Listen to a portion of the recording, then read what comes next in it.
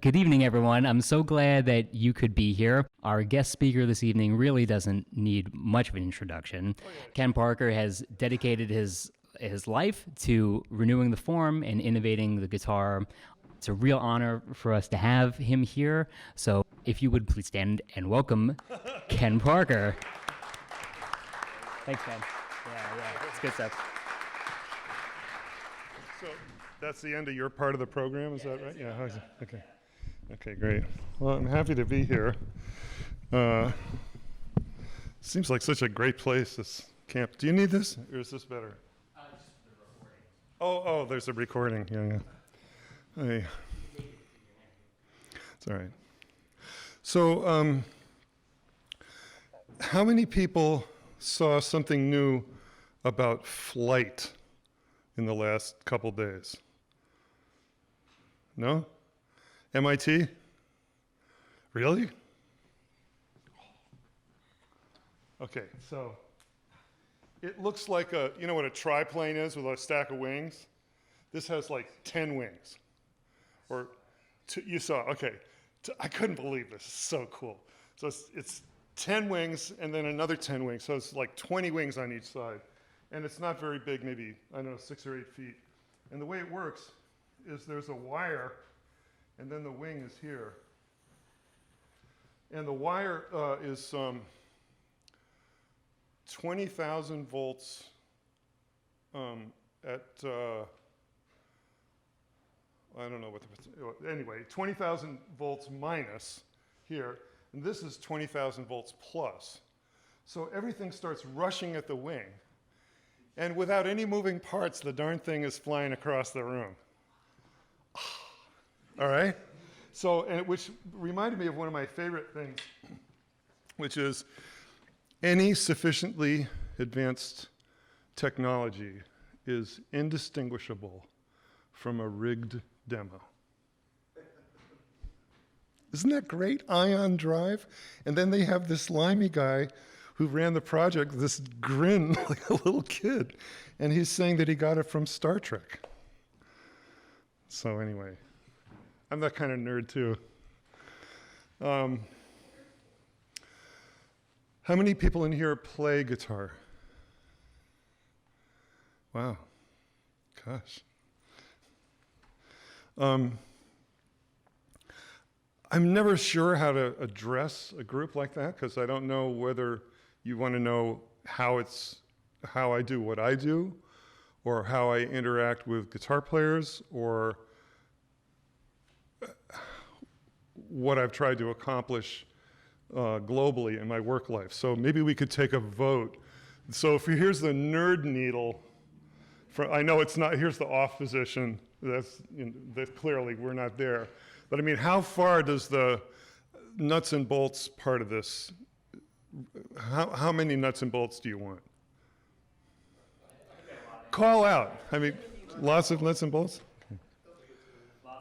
So, okay, so I started playing guitar as a teenager and, you know, played enough so that my fingers bled and couldn't figure out how you're supposed to play when your hand was hurt and tried to figure out how to make it better, and that's how it all started. So to me, on my very low budget, as I tried to get better at playing guitar and figuring out what guitars could do, what you could do with them, it seemed to me that there were a lot of things about guitars that were suboptimal. And so that's kind of been the thrust of my work quest, is to try and optimize guitars so that they disappear.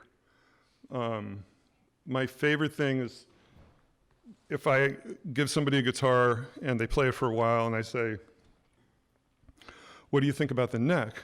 And they look up and they go, oh, I hadn't noticed. Then I feel like, well, that's good, because you're not supposed to notice the neck. The neck is supposed to, you know, enable you to do your job without getting in the way, feeling funny, feeling awkward to something or to something else. And I started when I was 20, I really, really wanted to be a great guitar player. And when I was 21, it was pretty clear to me, having taken group lessons with a bunch of other kids my age, that no matter how hard I worked, the likelihood of me being a great guitar player was zero, let's just say zero, roughly zero. So I did have the good fortune to have an excellent teacher who had a killer Archtop guitar. And the rest of us in our group lessons are turning the knobs on whatever we had, trying to sound like him, and that just never happened. So I got interested in this guitar, and these lessons would last for 3 or 4 hours, and at the end we'd end up eating ice cream and drinking orange juice and inspecting each other's guitars for the last half hour of the lesson. And so I got to look at this guitar and check it out and try and figure out what that was all about. And I just fell in love with it. It just looked so beautiful, and it was, curvy, and it was fun. It was old. It smelled funny. There was a lot of attractive things about it. Are we still plugged in here? Yes. Oh. Anyway, so this is the first thing. What do I do? Oh, there's a switch in the back. I'm sure. Not that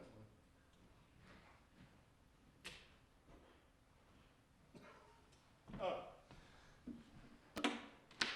So anyway, I was, at that time I was working with a furniture maker. And I looked at the thing and I thought, well, it's just some thin pieces of wood. I don't see why I can't make one of these. And so I did. That was 1973.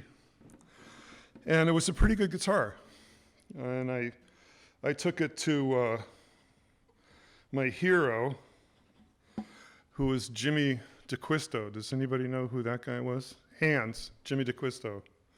Okay, so Jimmy DeQuisto was a Archtop guitar maker. And he learned from another Italian-American named John D'Angelico, who started his company at the beginning of the Depression and made Archtop guitars that are very highly regarded now. Beautiful, beautiful instruments. So I went to visit Jimmy and asked him if he could give me some commentary on my guitar, and he played my guitar for, I don't know, 10 minutes or something without saying anything. I was pretty nervous. And he looked up and he said, "Who showed you how to build this?" And I said, "You did." And he said, "What does that mean?" And I said, "Well, in the back of Irving Sloane's book of how to build a steel string guitar, there's 6 pages of Jimmy DeQuisto builds an Archtop guitar." And I had memorized everything. I'd looked at all the photographs with a magnifying glass. And I said, "That's all, that and looking at Gibsons, that's all I know." And he said, "No, really, who showed you how to make a guitar?" I said, "Nobody, really, nobody showed me." And he said, "Well, this is the best first guitar I ever saw. And that's why I'm here." Because I felt like I was knighted that day, On my way out the door, he says, "Ken, you're crazy if you stop building guitars." So he was my buddy. We became friends. I showed him every guitar I ever made, and was sad to lose him in '95. He was only 59. Anyway, he was my inspiration, and I tried to figure out how to take what he knew about Archtop guitar making and then look backwards historically into instrument making and try and figure out what everybody else had known about instrument making. So it turned out that the guitar that DeQuisto made was basically a copy of a Gibson guitar. And a Gibson guitar was a guitar that was designed in the early part of the 20th century. And it was basically a stillborn event. There was no history. And if you look at instrument making, usually you can count on the fact that things started out simple and evolved and got more complex and had the benefit of being worked on by a group of people that were trying to excel so they could make a living, sell to the wealthiest members of their communities, whatever. But the Archtop guitar never had that benefit. So everything else, from a flute to a pianoforte, was developed over sometimes centuries of development by people who were really, really trying hard to do a good job. And the Archtop just sort of popped out of nowhere. This crazy guy, Orville Gibson, and he really was, I mean, he had some terrible mental health issues, I guess. He was a crazy guy. Came up with this new kind of guitar. Unfortunately, it didn't sound very good at all, but it looked cool. And so a bunch of people in Kalamazoo, Michigan, put their money in with him, and they started the Gibson Guitar Company, which exists and is still an influential company in America. So the Archtop guitar was basically invented by a manufacturing company and then copied by a couple of Italian guys in New York City. So by the time I came of age, I was like, let's look back farther than that, you know, let's see what it's really all about. And what I really wanted to do at first was to build cellos, because I just thought they sounded so beautiful and they were just so powerful and fetching. And then when I lived in Rochester, New York, I became friends with a bunch of people in the orchestra, and I interacted with the classical musicians that were playing string musical instruments. And I kind of decided that that wasn't my crowd. It was just a little bit too much of that going on. And so I was attracted to the folk crowd, since I was playing folk music, protest songs, a little bit of rock and roll and blues. And so I got invested in guitars instead. But my journey to that part of the instrument making world left a profound effect on me. And I've tried to bring all the best ideas from the world of bowed instrument making, in other words, the violin family, violin, viola, cello, bass. Those instruments all share a bunch of attributes, different sizes, of course, and gives you a nice look at how the proportions change when the pitch of the instrument changes. And so one of the things that I started out doing, I guess in 1980, was to make the plates, the top and the back, we call the plates, make the plates overhang the sides. And that's a violin family. That's a violin family design, and the way that works, a regular guitar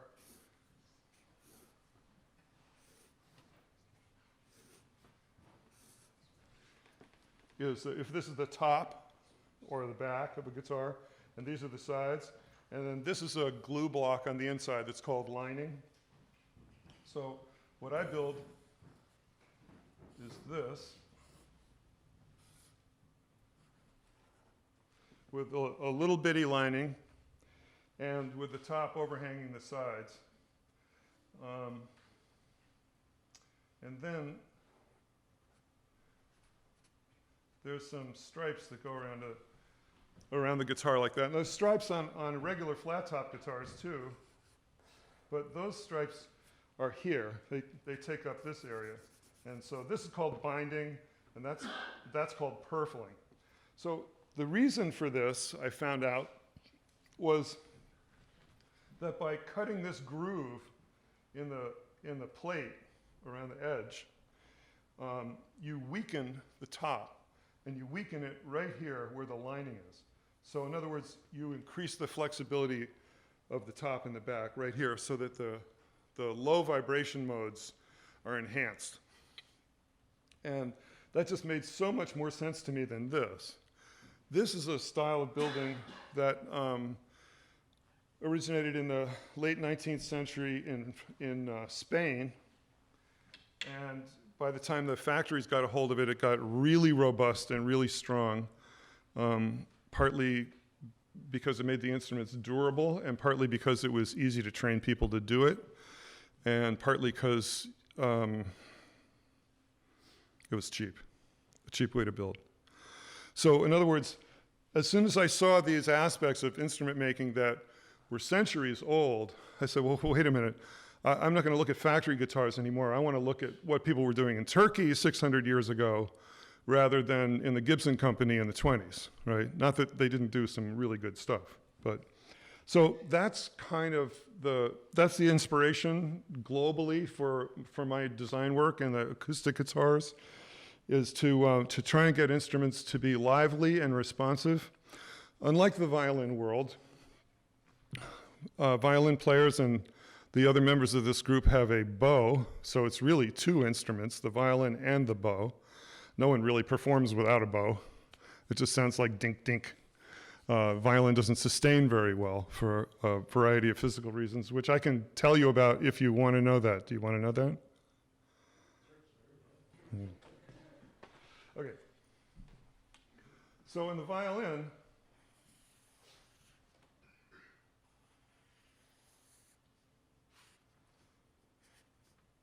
there's a bridge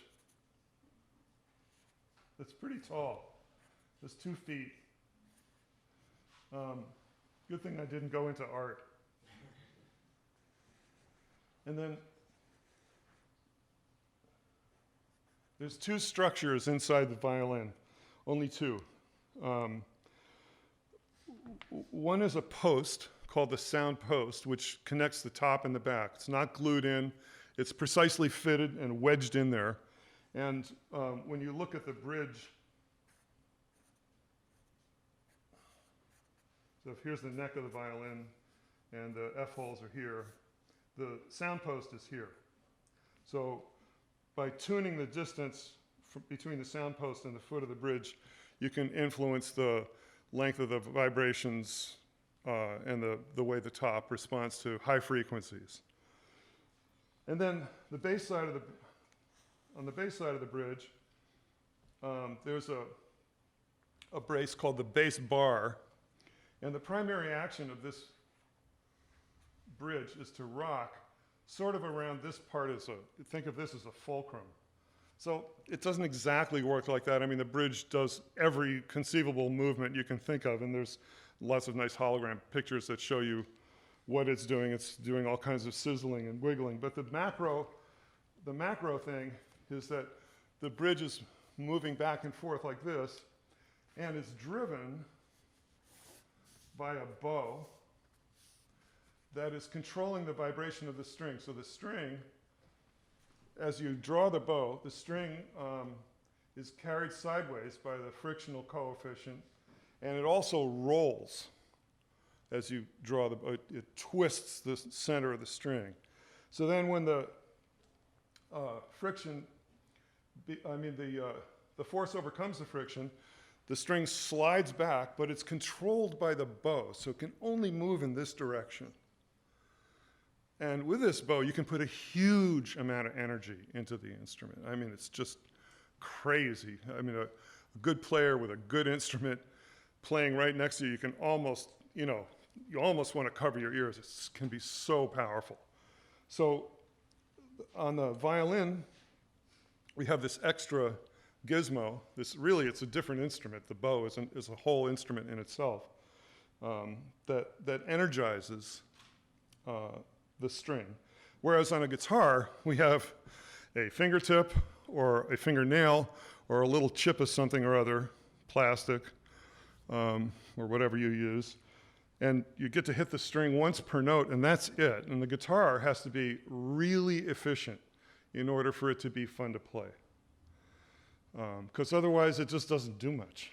And if you've played a poor, cheap guitar, you know that it's just not that exciting. I mean, you play and you're like, yeah, you could play this, I guess, but why would you if you didn't have to? So guitar making, in a way, is even more challenging than these bowed instruments because you don't have the bow to make up for deficiencies in the way the instrument responds. And while we're here talking about the bridge, like I said, the macro movements of the bridge are kind of rocking across the instrument. On the guitar, it's just the other way. So this is a huge difference between a plucked and a bowed instrument.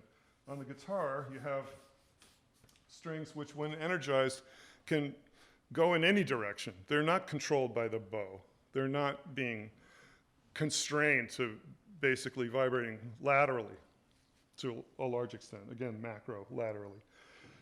But so when you pluck a string on the guitar, the string goes sideways. And when the string goes sideways, the tension goes up. And so it increases the force on the bridge, and it takes the bridge and it rolls the bridge towards the nut of the guitar, the headstock end of the guitar. Okay? And then as the string relaxes and comes back to center, the bridge comes back this way. So whereas the violin bridge is moving this way, macro moving, the Archtop guitar bridge is moving 90 degrees different. It's a completely different game. So when you're trying to figure out how to build an efficient Archtop guitar, it's a whole different driver. You know, the bridge is really, really different. Does anybody want to talk more about this or have any questions about this bridge energizing stuff? Yeah, I can go ahead and play that. Any questions about any of that stuff? So, so in service of efficiency, I want to make sure that the top can be energized easily by these puny little strings that we have to work with, you know, little tiny wires. So in service of that, the top needs to be really thin. I get a kick out of doing these lectures in front of guitar makers because I ask for a show of hands. I won't do it here. But I ask for a show of hands who, the number of people who understand the relationship of stiffness to thickness. It's a cube function, of course. And nobody knows, you know, people think maybe it's, you know, arithmetic or geometric or something, but nobody thinks it's a cube function except one guy says, it's the cube. And the thing is that if you don't understand that, it's impossible for me to take you seriously as an instrument maker. Because the difference between the right thickness and flexibility of these membranes that I'm trying to create. Okay, here's how it works. So let's see if we graph. What would it be? Oh, okay. So this would be output, and this would be decreasing stiffness. So it goes like this, and it gets really exciting, and it gets up here, and then there's a little roundy thing, and it does that. So once you've done that a couple of times, you're afraid of this thing. And I think that's kind of what's happened to the group of instrument makers. So the way you beat this is you get here and you go, wow, that sounds better than that, and you do a little bit more and a little bit more, and you keep listening. And you keep listening, you keep listening, you go, boy, this is getting pretty exciting. Wow, this is getting really loud. Gosh, this is getting complex. Boy, this is getting really interesting. And as it gets more interesting, you go slower and slower. And so finally, when you get up in here somewhere, you say, I don't think that really changed. So then you're done. Now you're here, right? And so in my work, the plates are about 3 millimeters thick, or 1/8 of an inch. Are we in inches in this city? Or Mickey Mouses? Are we in inches? We're in inches. Are we in thousandths of an inch? Okay, so if the top is supposed to be maybe between 80 and 140 thousandths thick, and you make it 300 thousandths thick, you have built a shipping crate. there's just no way. I mean, you're over here. You know, you're nowhere near the potential of that gorgeous wood you spent all that money for. And then you sand it and you make it look really beautiful and you spray poison on it and everything's great and it looks terrific. And who cares? Because the guitar sounds like this. It can't move.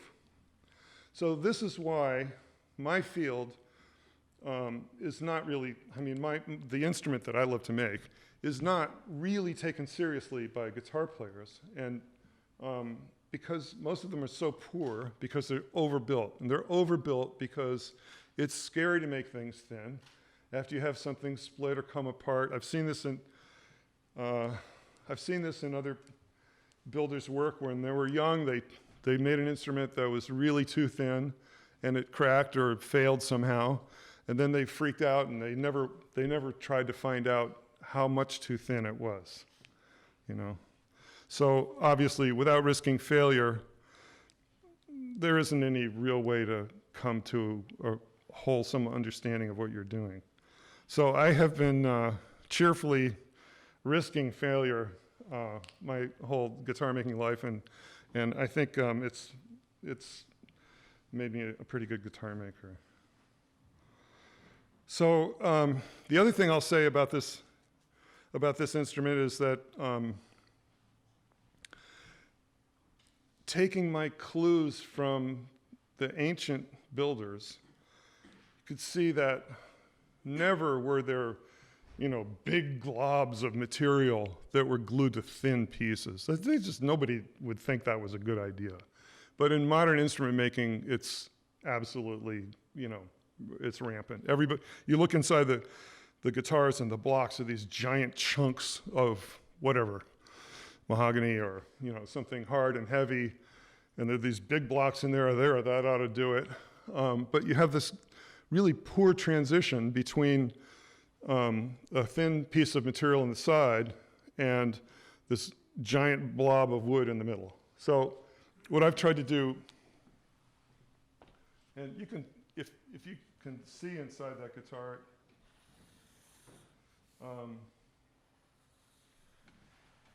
so my block looks like this, and you know, everybody else's block looks like that. So what I've tried to do is just to distribute the strain so that it, or the strength of it, so that it's a smooth transition, that it helps the guitar behave properly, and it doesn't create these giant stress risers here, which are, you know, tear on dotted line failure mode.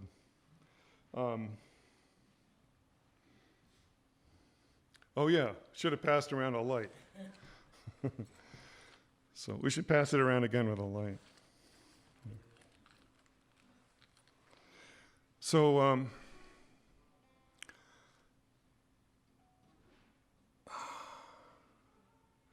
yeah. In terms of finishes then on the outside of the guitar, is that something that can, like if you use a heavy lacquer, will that then affect the total thickness? Sure. When I was a kid doing this, one of the lies was that for ancient Italian instruments, the secret of the sound was in the finish. And it just never made any sense to me, whereas the instrument weighed about 14 ounces and the finish weighed roughly nothing. And I thought, how can it be that the finish, you know, has this huge effect on the instrument?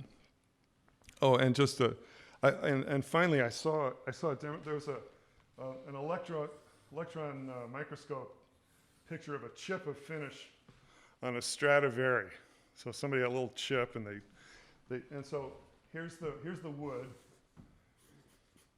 and then here's the first layer of the finish, which is a gesso or protein layer. So it could be either dilute hide glue, or it could be egg white, or even crushed up chitin from insects that is somehow, I don't know what solvent they would use, maybe turpentine or something.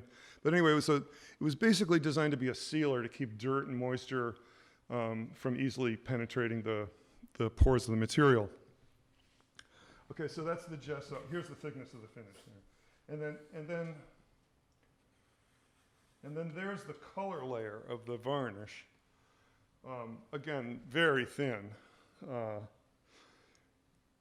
So the finish was a two-part finish. One, a sealer, just the way a painter would seal the canvas before putting color coats on, and then the color coat. And then, of course, the color coat was not, since they didn't have hardware stores 300 years ago, you made your own finish, or you bought it from the guy in the next village who figured out how to make it.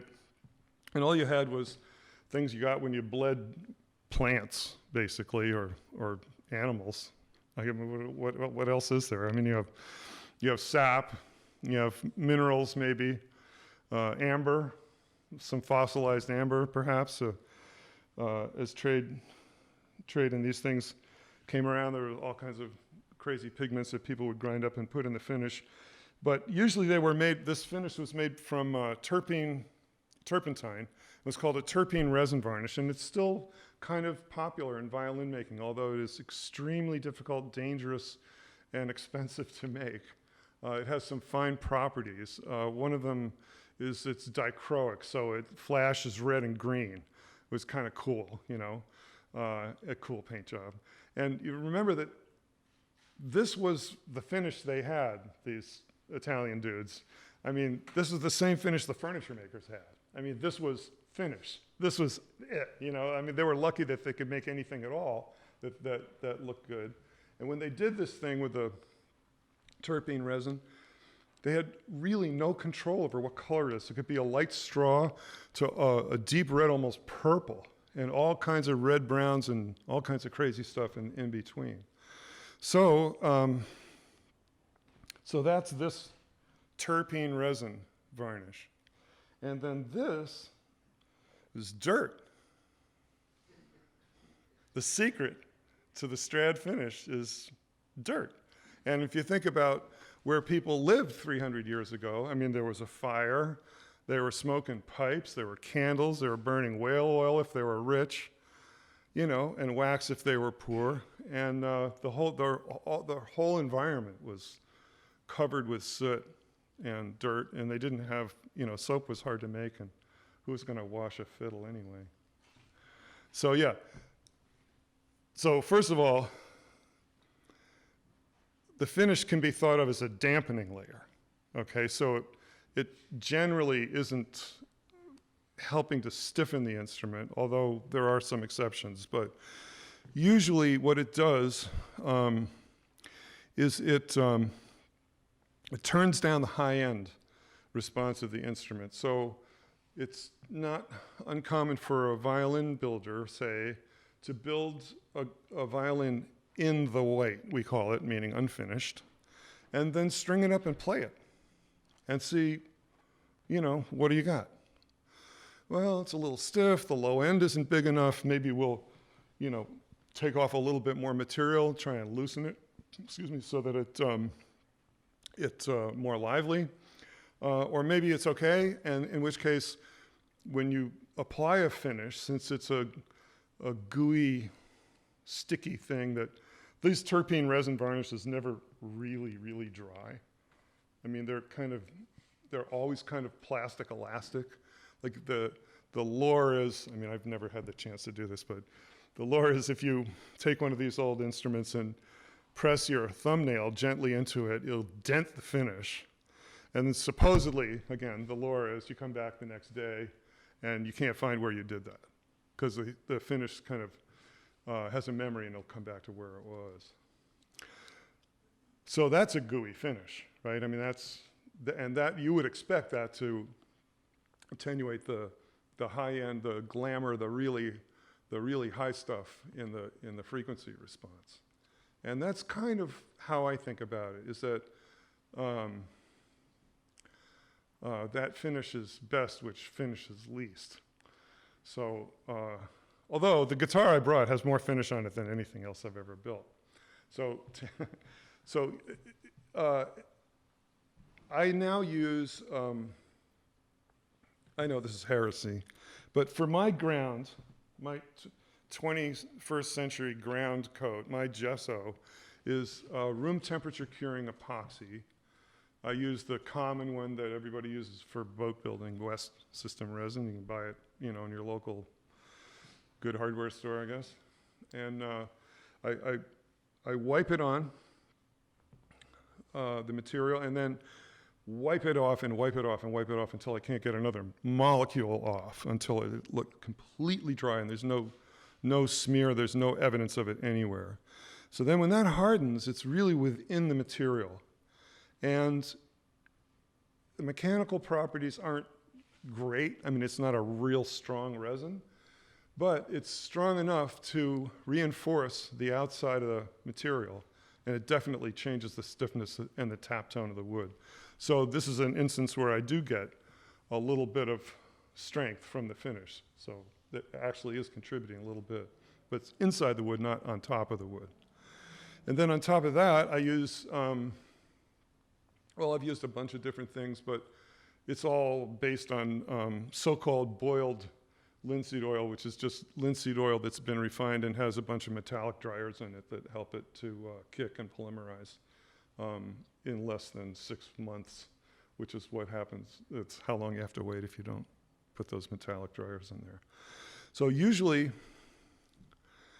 I shouldn't admit this, but when I made my first of these new guitars in 2006, I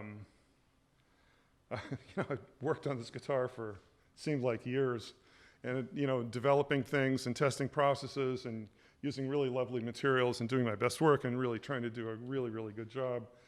And at the end, there it was, and it needed a finish, and I was like, this had better be easy. Now, finishing, for those of you who know anything about finishing, is not easy.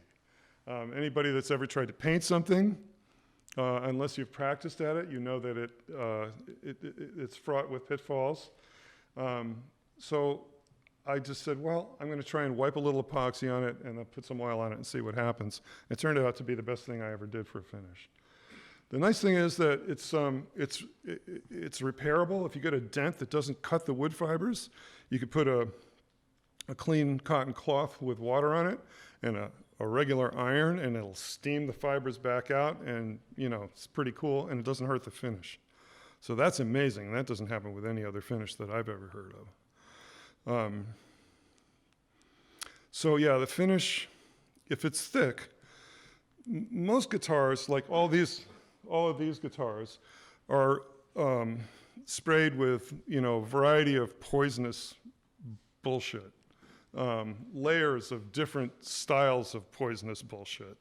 And bad for the environment, bad for the people who have to deal with it, expensive, completely wasteful. The best transfer efficiency you can possibly hope for on something like this is maybe 20%. And the rest of it goes into the filters and out into the atmosphere. It's disgusting. So I no longer do that. Any other questions about finishing? Does the stiffness apply to electric guitars as well? The stiffness, does it apply to electric guitars? You mean the behavior of the epoxy resin? Yeah, but again, cube function, we're talking about a piece of material that's, say, 100 thousandths thick compared to something that's like 1.5 inches thick or 2 inches thick. I mean, it's going to make less and less of a difference as you get. No. Ultimately, it won't matter. What it does do is it reinforces the surface a little bit for hardness, so that it becomes somewhat more ding resistant. Although I don't want to make too much of that. It's nothing like these plastic finishes that are sprayed on in terms of durability. So that's what the modern. It's interesting that, so musical instruments were always made by hand. We think that the earliest stringed instrument is about 7,000 years ago. And it's hard to tell now whether the bow wasn't, is this how you got your dinner or how you got your lover? What is it for? Pretty much, it might have been the same thing, first stringed instrument. So Now I've just completely evaporated. Help. What was I lying about? 7,000 years ago. So we've had a lot of time to play with this set of materials. And we still only have really the same stuff. I mean, we have a little bit of new stuff. We have the carbon fiber and epoxies, which I'll talk about a little bit. But really, those of us have been trying to move air with, vegetables, really, trees. It's been the same project for a long time. And a lot of very clever people have applied themselves to instrument making for their life's work. And there's so much to be learned. And if all you're looking at is stuff that was done in the US in the 20th century, you're really looking at in factories. It's one little slide in a great big box of images, one little slide. Should we talk about carbon fiber? So first of all, let me say it's not a religion, okay? It's a material, but you wouldn't know that if people ascribe properties to this man-made fiber that are just really kind of silly. But the thing that's fun about it is that it has almost no thermal coefficient. Oh, first of all, it's carbon fiber and some kind of resin, which normally we use epoxy resin because it has really good mechanicals. But you could use other things. And composite materials as a group are really interesting and have been used for a long time. My favorite one is paper mache, non-toxic, available in any home. A little flour, a couple of old newspapers, you're all set. So, and with paper mache, of course, you can make a house or a racing car body or, a statue or anything you want. So carbon fiber isn't that different. It's just a lot stronger. Having said that, it's not that much stronger than glass, fiberglass, okay? It is stronger, but it's not so much stronger. And fiberglass is an excellent engineering material and just fine for a lot of reinforcing. And in fact, all these, not all, well, every guitar here except for that bass has fiberglass and carbon as a reinforcing. So the thing that people don't usually think of is that, well, carbon fibers can be had in a variety of strengths, and there is high modulus carbon fiber, but you pretty much can't buy it unless you're employed by a government to make things to kill poor people. Does that fly here? That's who gets it, is the military.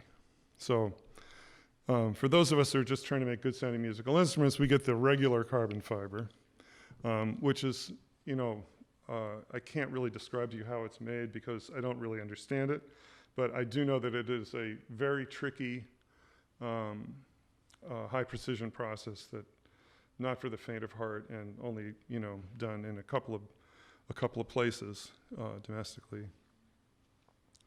When it's encapsulated, and it has to be wet everywhere in order to give its best performance, when it's encapsulated in epoxy resin, a good, strong, hard epoxy resin with good mechanical properties, it's pretty impressive stuff.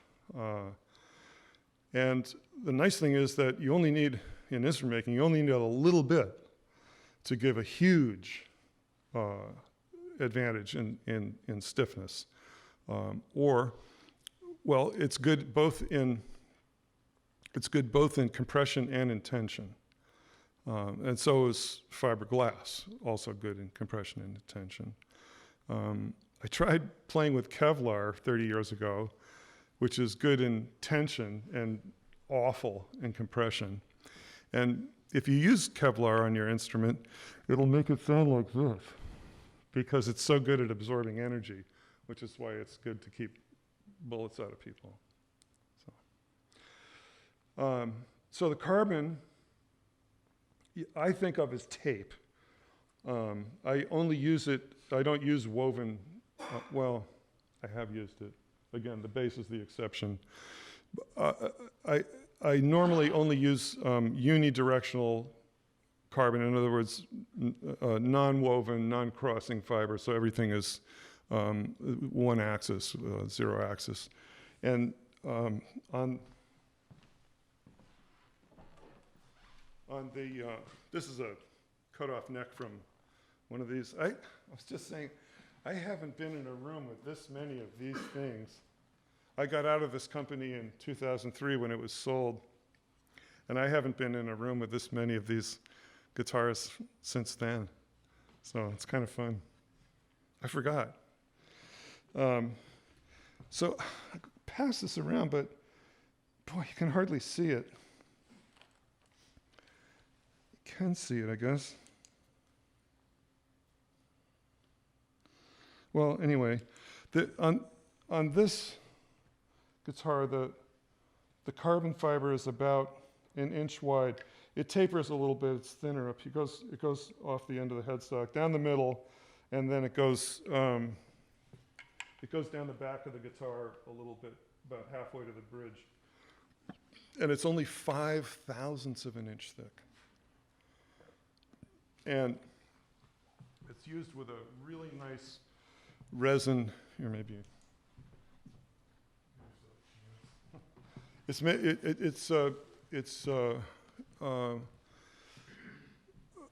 used with a really nice resin that's that needs high temperature to cure.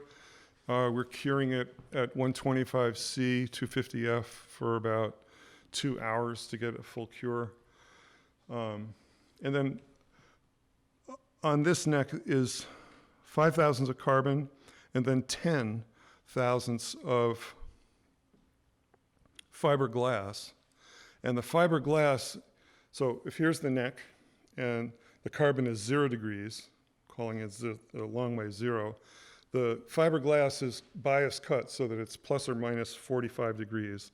And this is one of the great things about composite materials, fibrous composite materials, is that you can put the strength in any direction that you feel you need to in order to support the structure. So that's kind of cool. And then the fingerboard of this guitar is the front, you know, this front surface where the frets are is also a structure that's about half carbon fiber. It's about 10/1000ths carbon fiber and 10/1000ths fiberglass on top. And so instead of having a fingerboard that's, say, 1/4 of an inch or 250,000ths thick, which is typical for a regular guitar, this is 20,000ths thick. And since it's so thin, the fret, and now I feel silly I didn't bring this, but anyway, the fret is bonded to the composite surface, whereas in a regular guitar, we cut little slots in the fingerboard. So a regular guitar fingerboard would have a little slot. This is about 20,000ths wide slot. And then the fret looks like a mushroom in cross section, and it's driven into a, oh yeah, well, sure, pass it around. I've seen them. And then so this is a regular fingerboard with a fret in it, and then, you know, on these electric guitars that I designed, the fretboard is 20,000ths, and then there's a fret here with a couple of little grooves rolled in it to help the adhesive hold it in place, which almost always works. And it was a nice solution because it was repeatable and really accurate, and I could get the wire company to make. This is a pretty complicated thing to roll out of round wire, but this is not. So I was able to use much, much harder material, many times harder material for the fret wire, and the frets essentially do not wear out. They they stay the right shape and they stay slippery and fun to play. And my favorite comment about this whole system that I'm just telling you about, this thing, and that is one of the things that we got a patent on. Of course, it's all over now, so have at it. But a wonderful player said to me once, you know, when I play all my other guitars, when I get sweaty and get really involved, the fingerboard gets sticky and it slows down. And on your guitars, it speeds up. I was like, yes. So yeah, that's kind of cool. So the water, or whatever it is that comes out of our hands, sweat, helps to lubricate the surface. Anyway, so these frets, depending on how hard they are, and they're not all very high quality. Some of them, even on major manufacturers, and I won't tell you any names, Taylor, guitars have really soft frets that only last about 2 tunes. And it was you'll like this story, I'll tell you this. So I knew the guy that ran R&D at Taylor. I don't know what he's doing now. And I asked him what kind of problems they had in production. This is when I had my company making these things. And and he said, well, our #1 dealer complaint is that the frets wear out really fast. And they use soft fret wire because why wouldn't you if you were doing it in production? Because you just need to get them out the door. And what they were doing was they would fret the fingerboard and then saw it on a bandsaw and then put it on a router jig and flush it all off with a carbide router cutter that would last for 2 weeks because the fret wire was so gooey and soft. So great. Except everybody said, yeah, but these frets aren't hard enough to be real frets, so could you please change it? So, like we often do, they went to the other extreme, and they contracted a Japanese wire company to roll the hardest fret wire that they could get. And so they got that fret wire and they put it in production. And the carbide trimming bits lasted 2 guitars instead of 2 weeks. And we're blowing things up and exploding everything and they had to change all their processes. And so I said, so Mike, after all of this, how did it work out? And he said, yeah, they're wearing out at almost the same rate. And I said, oh, you got an object lesson in the difference between hardness and toughness. Of course, this was, many dollars later. Boy, I'll get killed for telling that. Don't tell anybody I said that. But I just thought that was amusing because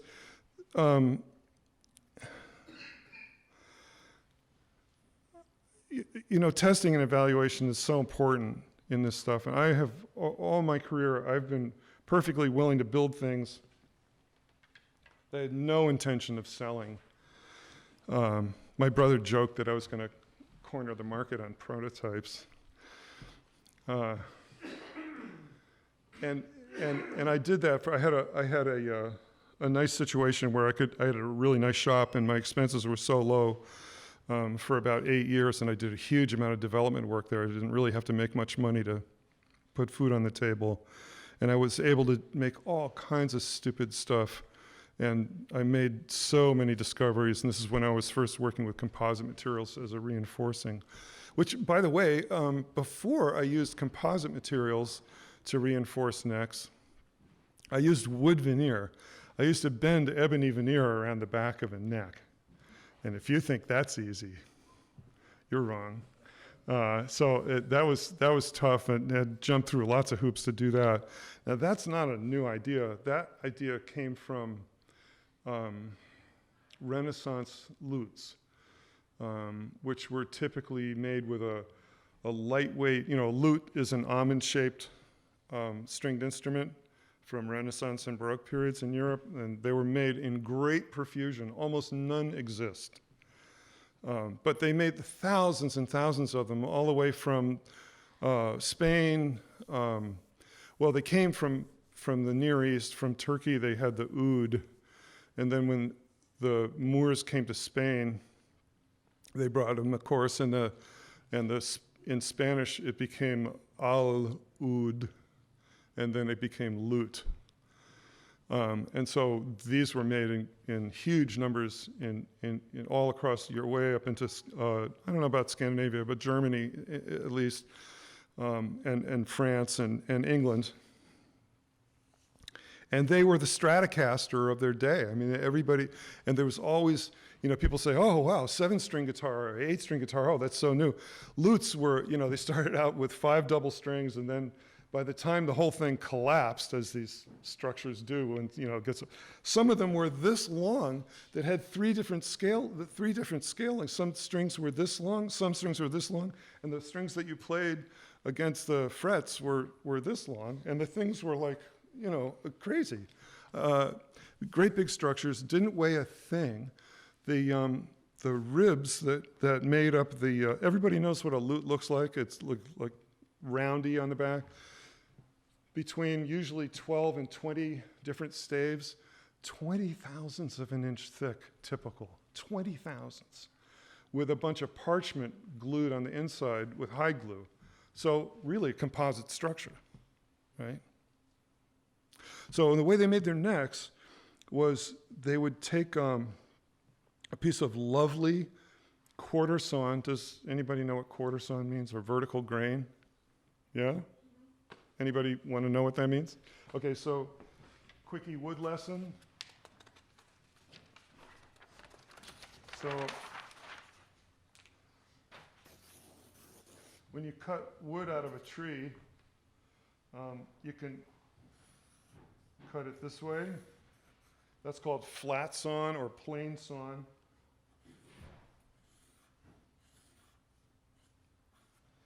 Or you could cut it out this way.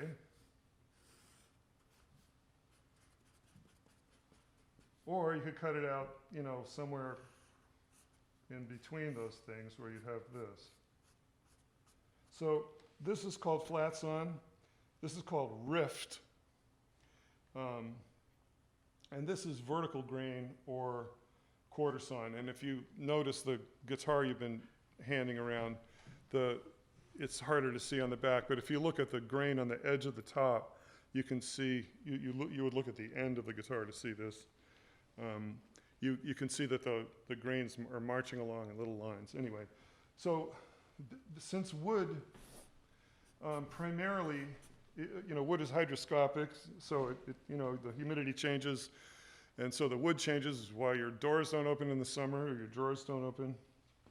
And it changes the most in this circumferential direction, so which means, bad news for this. This piece of wood ends up looking like this when it dries, cupping in the opposite direction of the grain lines. But if you think about this, I mean, so what? So if this piece of wood shrinks 5%, that's a big deal, right? But if this piece of wood shrinks in thickness 5%, it's not noticeable normally.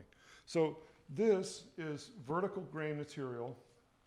It also has the advantage of having these, in the temperate world, wood grows quickly in the spring when there's lots of water available, and then it grows slowly in the summer when there's less water. So we call the dark line summer growth, and then there's the in between is spring wood or early wood.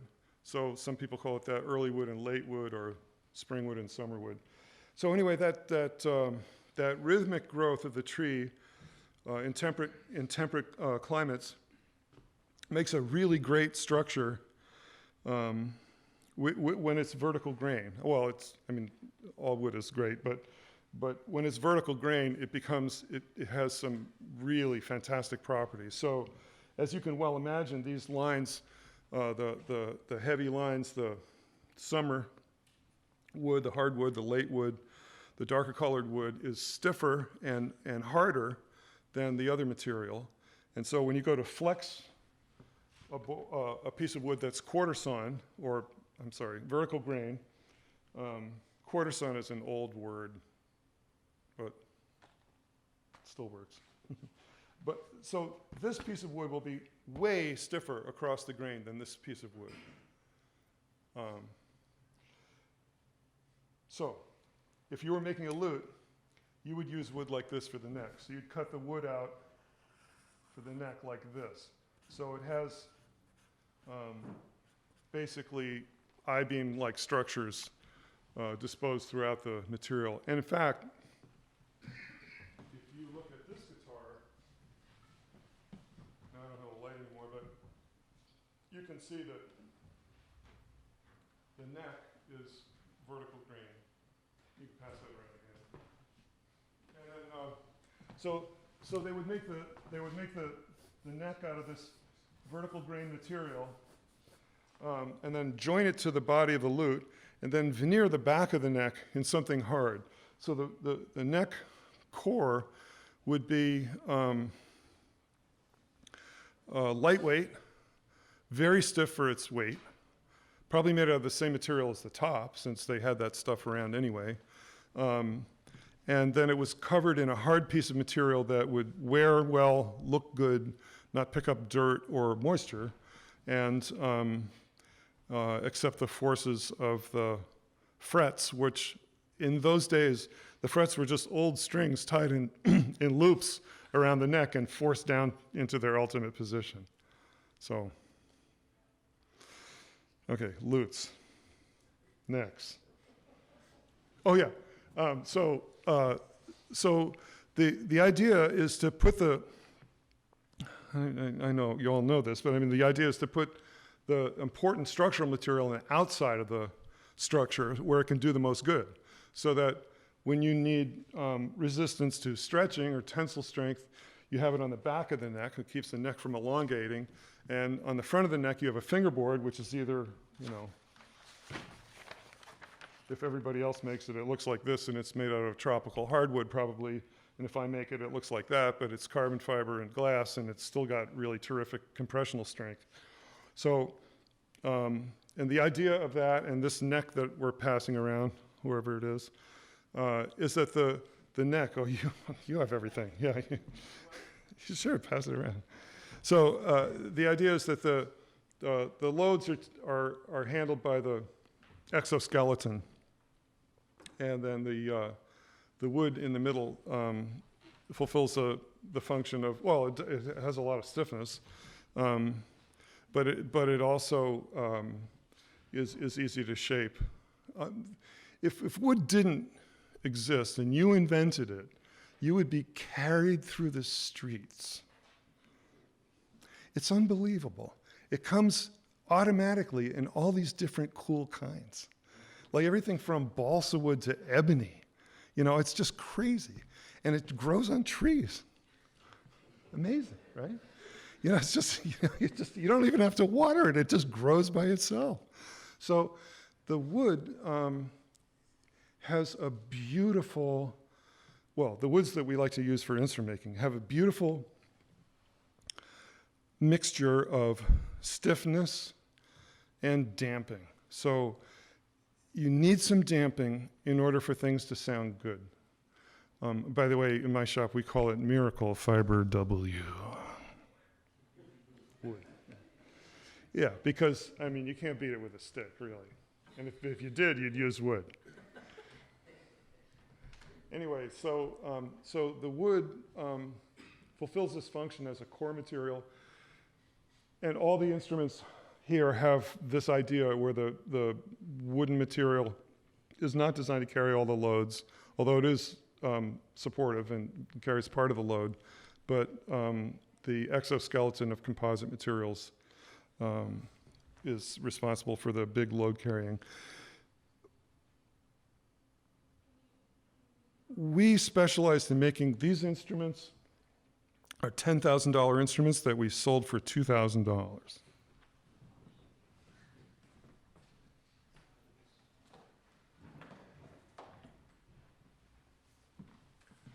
How do they do it? Volume, of course. And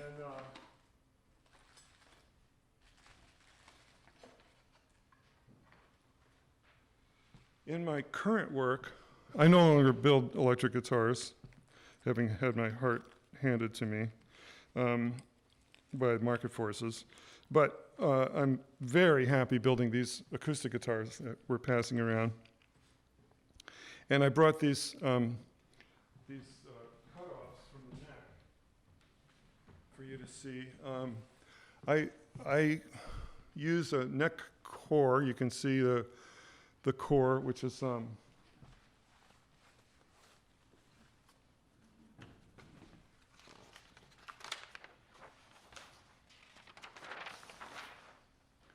if you look at the end of the neck, it says vertical grain Douglas fir, or I've used other things, but I like Douglas fir a lot. It's good, sounds fantastic, and it's really stiff for its weight. And then there's a wooden fingerboard, corny old style wooden fingerboard, yep, no carbon fiber. And the carbon is here, and as you can see in these pieces that I've passed around, there's a substantial amount of it. And because of the way it's disposed all the way around the back of the neck, it not only supports it against tensile loads, but it has it adds huge torsional rigidity to the neck, and that's important. And then on the outside is, a pretty piece of wood covering up the not so pretty looking carbon fiber. So anyway, that's the structure in the acoustic guitar. Oh yeah, and then in order to attach it to the guitar, okay, so I did guitar repair for mostly kind of full-time for about 15 years. I worked on thousands of guitars. And for some of my favorite musicians, I'm happy to say I had a shop in Manhattan for 4 years in the late 70s and early 80s, and I worked for pretty much all of my heroes. Sublime to the ridiculous. But I worked on everything. I saw everything that went wrong. And that's why I wanted to design an electric guitar, so that there would be a guitar that didn't break and didn't need a fret job and didn't go out of tune and could be played in tune and didn't balance poorly and didn't weigh a ton. Those were the design goals. And sounded killer. So that's what I tried to do. I did that because I couldn't make a living building acoustic archtop guitars in the 70s. Nobody wanted to pay me what it would cost me to eat and, rent a shop. I just couldn't afford to do it. The market was so depressed for acoustic archtop guitars. Why? Because they mostly stunk. Because, the reputation of the archtop guitar was poor. Because, again, the archtop guitar was basically stillborn and did not come to fruition at the end or somewhere along the line of a huge design process where many, many craftspeople conspired to make the best instrument they could, the way the piano was developed and the flute and every other thing. So by the time I came along building archtops in the 70s, all excited about these acoustic guitars that I thought were superior to regular round hole guitars, and now I'm even more, now that I know how to make them, I'm even more convinced that they're better. So, but I couldn't get arrested, basically. So I was either going to become a chiropractor or, build the instruments that people wanted, which were electric guitars. So that's what I did, and that's what this project is. I make no apology. I learned a lot. I had so much fun. I met all my heroes, again. My people say, oh, what was the best part? Well, how about sitting on Joni Mitchell's couch with her while she played my guitar for me and told me how nice she thought it was. That it looked like something that was washed up by the sea, she said. that looked like it was brand new and 1,000,000 years old. And I was like, you're my favorite musician. Anyway, so, and you know, Paul Simon toured with my guitars. Eddie Van Halen did his best to hide the fact that he couldn't take his guitar off. I mean, I talked to his guitar tech once. He had a deal with another guitar company. I said, I heard Eddie bought one of my guitars. He goes, oh my God, that black thing, he puts that on before he eats breakfast, and he wears it all day. He walks around the house playing it. But we never got a picture of it. Anyway, so it was a great $10,000 guitar you could buy for $2,000. And I made about 30,000 of them in Massachusetts, in Wilmington. And I learned a lot. I had an R&D budget. And I had an R&D team.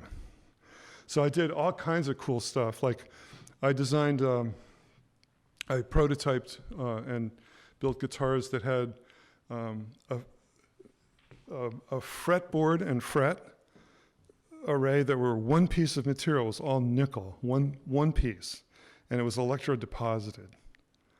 So basically a piece of plating, 30 thousandths of an inch thick, hollow frets. It was killer. Too expensive. And I did a thing where I made the finish in a mold out of a clear sheet of vacuum formed plastic and then glued it to the guitar. Too tricky. Guitars kept changing size. I had a lot of fun, and I had a great R&D lab. I didn't tell you, okay, I'm going to go back for a quickie resume.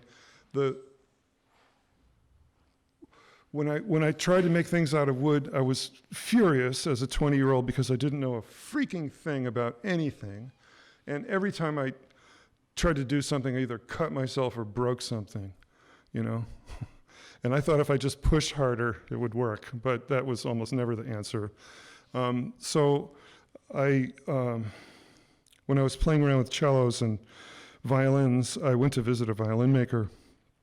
And at that time, there were no, suppliers for tools of instrument making. And if you couldn't buy it at the hardware store or the lumber yard, you just couldn't buy it. I mean, that was it, And the choices for tooling in those places were pretty limited, really basic.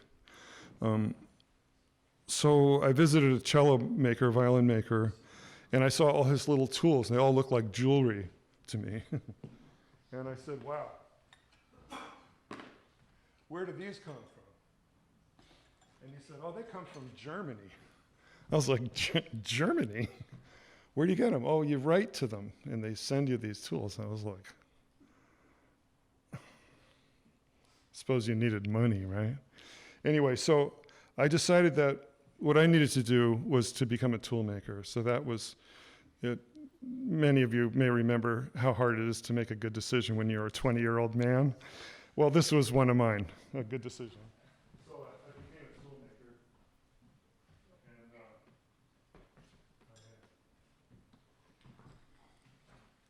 so this is nasty, right? This carbon fiber stuff.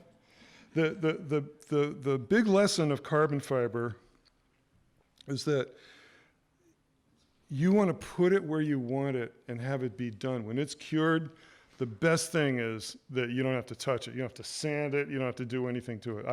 I cut these parts off and basically don't touch the carbon fiber ever again. So it's glued up in between pieces of wood, and I don't have to struggle with it. It's nasty stuff.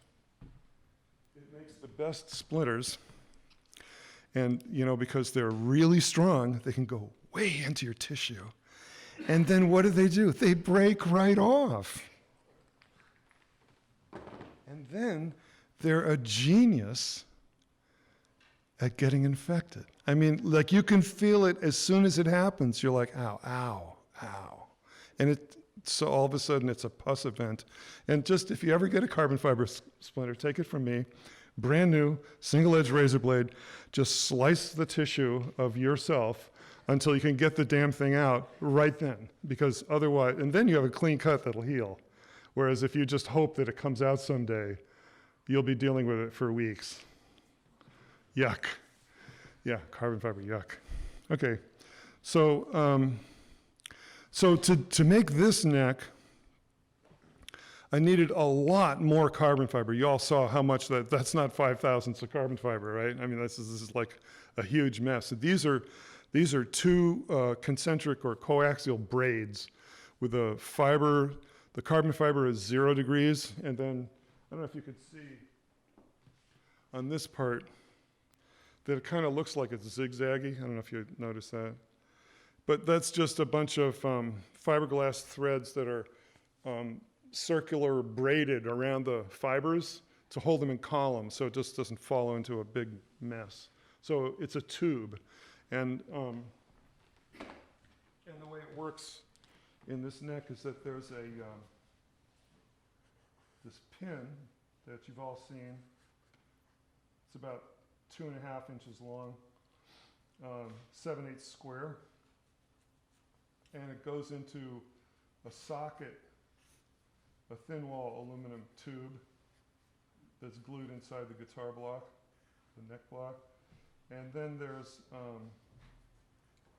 a threaded part in that aluminum tube, and there's a threaded part in the neck. And then there's this really cool fastener. And does everybody know what a turnbuckle is? Everybody? Yeah? Okay.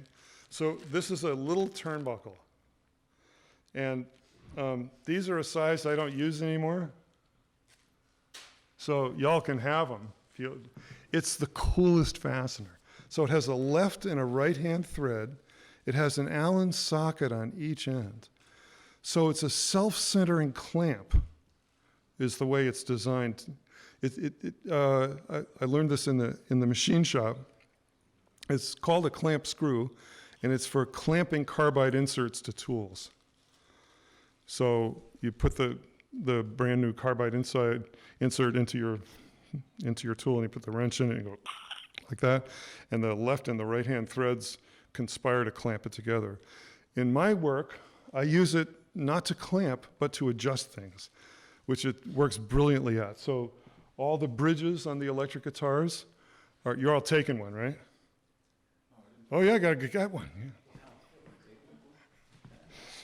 I don't use that size anymore. I was looking.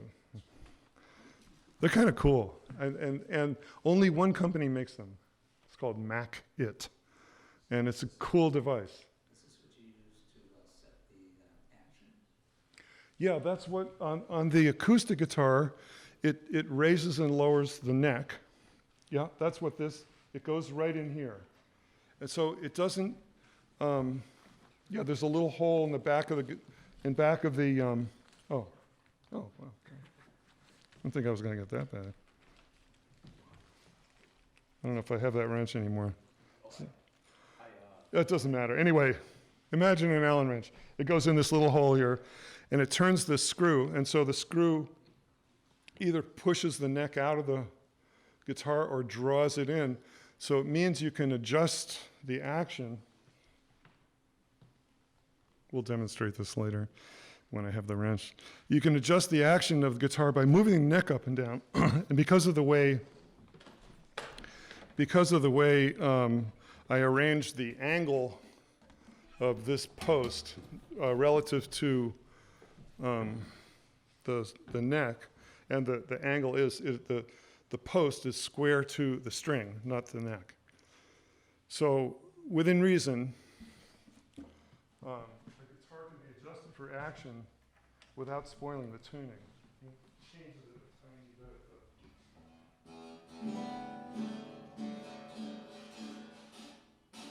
So there's no action. Listen to how it sounds.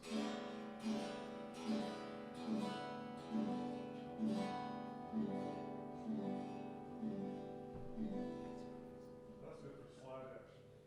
Yeah. That's kind of cool, right? It's pretty much a tune.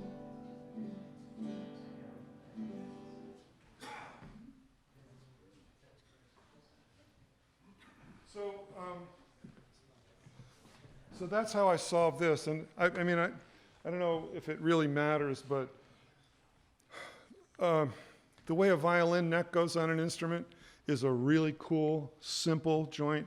It goes into a little pocket. It's got a little tiny angle. It's not very deep. It goes on with really sticky, fantastic hide glue, which is made from cartilage of animals. And protein, gelatin. It's gelatin. It's the same thing as Knox gelatin that makes Jell-O. You could literally build a fine violin, with the gelatin that you buy in the grocery store. Unflavored gelatin. That's hide glue. So, and to take the violin neck off, well, a little moisture, a little impact, a shock maybe. But taking guitar necks off is not for the faint of heart. They're glued on, all kinds of surfaces are glued. They got chicken, so they made the joint really big, and then they hit it and they configured it in such a way that it isn't easy to take off. And then in the 20th century, people said, well, why not screw the neck on?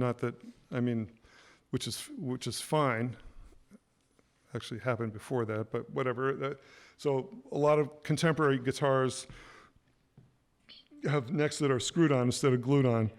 But it's still a clumsy attachment. The screws are inside the guitar. You have to take the strings off. You get your hand in there and undo the screws and whatnot. And I just thought, this is kind of dumb.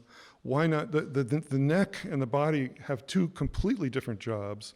Wouldn't it be better if the neck were really separate and could be separated? So if it needs to be repaired, for example, or let's say you don't like that neck and you want to put a different neck on the guitar, well, that's just not a problem. You just put a different neck on there. They're all the same size and shape. And because I create this thing in a big chunky aluminum mold that I built, they're all exactly the same. All the angles are the same. The neck shape can be different, or the scale length, or any of those other things can change. But the attachment, the angles, all that stuff is the same. So they're interchangeable. In fact, when I deliver guitars in Europe, I made a little carbon fiber and foam core box for the body, and I put the neck in a gym bag, and I walk on the airplane. And in the luggage compartment is the guitar case with my clothing and books in it. And if they lose that, I can deal with that. When I arrive in Europe, I have my guitar. So that's kind of cool too. And the other part is that because of the way the neck is configured on that guitar, there is no heel, okay? And so it means that the heel is not in your way. That always happens. The heel is not in your way when you're moving into the second octave of the guitar. The heel is just not there. By the time, even though this guitar doesn't have a cutaway, by the time your hand is stopped by the body, you can cover the whole second octave with your hand. So most of the guitars I make have cutaways, but I didn't bring one of those tonight. And I, of course, interrupted myself again. But the idea of the tooling, I went to figure out how to be a tool maker in the early 70s, right when all of those kind of schools were going out of business and getting closed and sold for scrap, because the new technology was emerging with. Remember punch cards? Anybody? Yeah. Come on, you gray guys remember punch cards, right? So that instead of these little computer programs we have now, we had these big stacks of paper cards that would get read by a machine. What could go wrong? So that was all happening when I wanted to train as a tool maker. So those opportunities just were evaporating as I got involved with this. And I got really, really lucky. I've been really lucky with a bunch of these things in education in my life. And at this point, when I was looking for a job to work with a toolmaker, I actually found one. And it was this cute little father-son business that was making grandfather clock movements. So I became a clock maker for a few years. And the guy that, the father was the sweetest guy. And he was really good, classically trained toolmaker. And he liked me.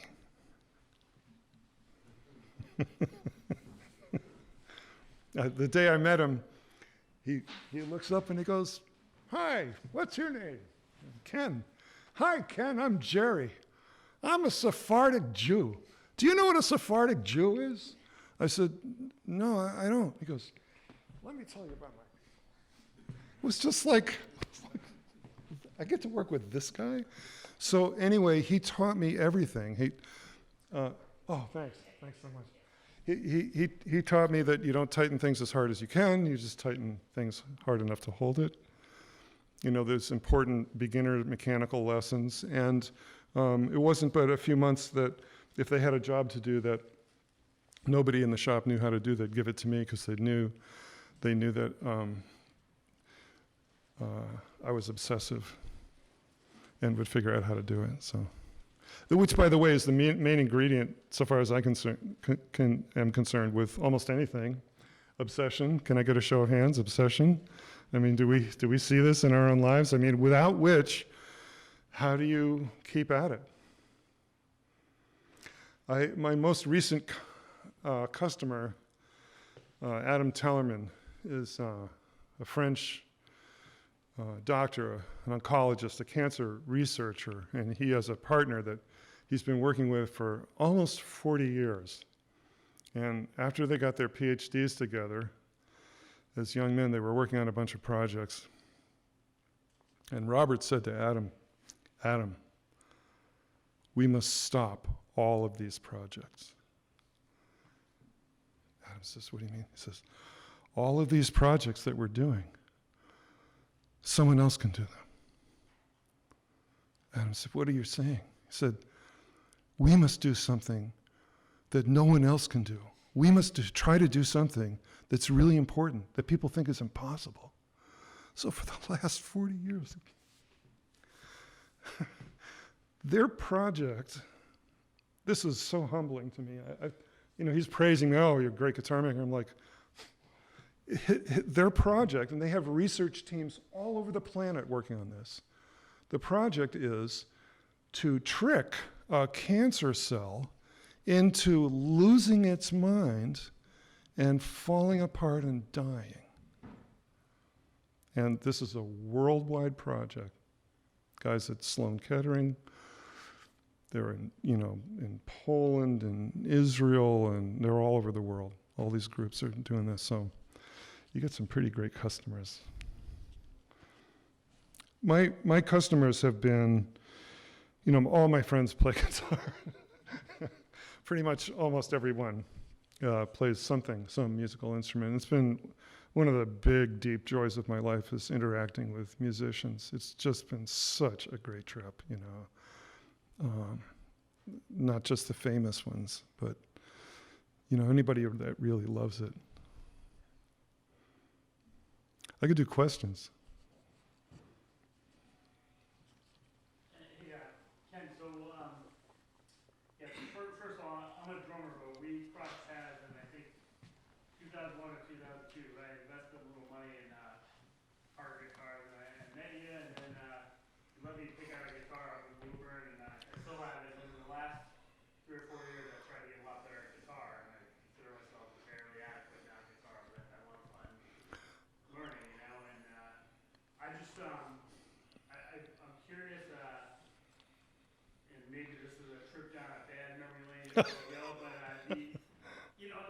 kind of look at Parker, so I was infatuated with Parker guitars, so it was like, everyone likes Fender and Gibson, but they really haven't changed. It's really low tech. It's kind of like I have a Victory motorcycle, which they compete with Harley, and then I later bought a Harley, but Harleys really haven't changed. They're not really that great of motorcycles, to be honest with you. Right. And then Victory came along and said, we're going to start from scratch and make an American-made cruiser, Yeah.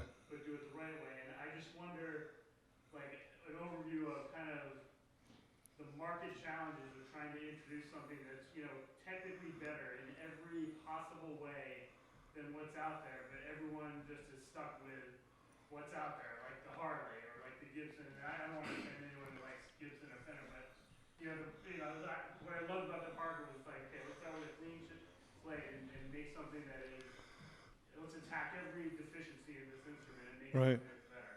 Well, that was Try and sell it. that was the 15 years of beating my head against the wall with repair work.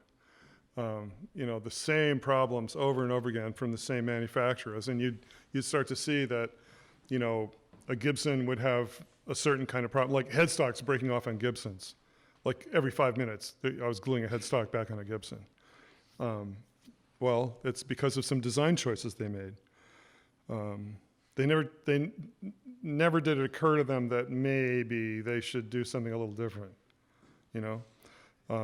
Or the balance issue where, you know, a Les Paul, the headstock wants to hit you in the side of the face, and on a Strat, it's trying to commit suicide on the floor. You know, I mean, it's like, yeah, I mean, come on, guys. I mean, you can't just sit on your leg.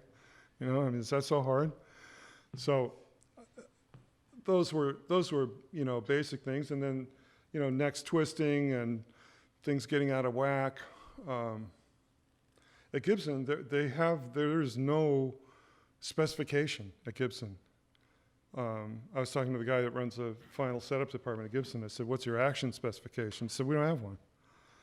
I said, what does that mean? He said, well, we just set up every guitar to play as well as it can, and then it goes out the door. I was like, oh. You know, and I just thought, I was offended by all of that stuff. And I thought if somebody, you know, if you wanted to buy a trumpet, and the one you were trying out, the middle valve didn't come back, no one but would buy it. You know, but people would buy Les Pauls that needed a fret job as a brand new guitar. They played so poorly that they were really unusable. So it just ticked me off. I just thought that, you know, we're better than this. You know, I just wanted to apply some seat of the pants engineering to these, you know, these same problems. That's what the fly guitar was, really. Trying to solve all those problems, yeah. So just kind of continuing on, and thinking about the constant choices that you have to make between the pragmatic and the best that you can possibly do. Yeah. All those years with the fly, and then you sell the company, and now you take a... Is that what we did? Pardon? Is that what we did? Somebody sold it. Oh, okay. Yeah. Well, you were no longer directly involved in the company. Agreed. Okay. Yeah. I met Will Daniels at Oh, yeah. the other day. He was telling me some stories about how great it was. I love Will. But then you're out, and you must have still kept watching that, right? And Oh, no. Oh, no. That was, to me, it was a tragedy. Okay. And I didn't, you know, people were saying, you know, I had friends who called me up and go, oh, I saw the guitars they're making with your name on it. I'm like, I really don't want to hear about this. So, my So, question was, and not to, yeah. again, not to cause pain, it seems pointing out, but other people now were trying to make those trade-offs between Yeah. making money and all that sort of Yeah, thing. yeah. And did you see anything positive that they came, that, again, just other people, consider them nameless faces, trying to make choices? Did you ever see anything that was like, you know what, maybe I could have tried that? Oh, did I ever see someone else's work and wish I had come up with it? Well, All the time. On the fly, I mean specifically. On the fly? Yeah, No, you know, I am happy to report that I am very pleased still with I love these guitars. In fact, when I first got here, VJ gave me this one. This was the original fly guitar. This is the one. Need a license for some of these stands. This is the guitar I really wanted to make. So this is one piece of quarter sawn spruce, or vertical grain spruce. One piece. The neck is made of basswood. You know, tiny little piece of carbon tape on the back because it doesn't elongate. And it really doesn't. That's the cool thing about the carbon and good epoxy is that there's no creep. It doesn't creep. It sets up, and that's the end. You know, these guitars, I mean, people don't adjust the truss rods on these guitars. You adjust it when you build the guitar, and then that's the end of it. I mean, unless you know, prefer it some tiny different way. But I mean, they're not, you know, the other guitars are waving in the breeze when the heat goes on and off, and these just kind of, you know, I had a call from a guy who was running a band that was touring in Nigeria, and they lost the guitar player's fly guitar. So, oh, okay. So we put one in a box, write Nigeria on it, you know. And the next time I saw him, he was laughing. And I said, what's so funny? And he goes, dude, I'm in Nigeria. A guitar comes in a gig bag in a cardboard box, and it's in tune. I said, yeah. Why not? Why wouldn't it be? Yeah. So, if part of what you're asking me is would I do it differently, I might look for ways to make it less expensive to make, you know. But on the other hand, part of the thing that that a lot of people think is attractive is that, you know, it's curvy and surprising and it's different. I like to think that, you know, it hangs together visually in a way that other guitars do not. I mean, we all look at guitars and we think, oh yeah, that's a Gibson. We know what a Gibson looks like. Did you ever look at a Gibson? There's a mustache at the top, okay?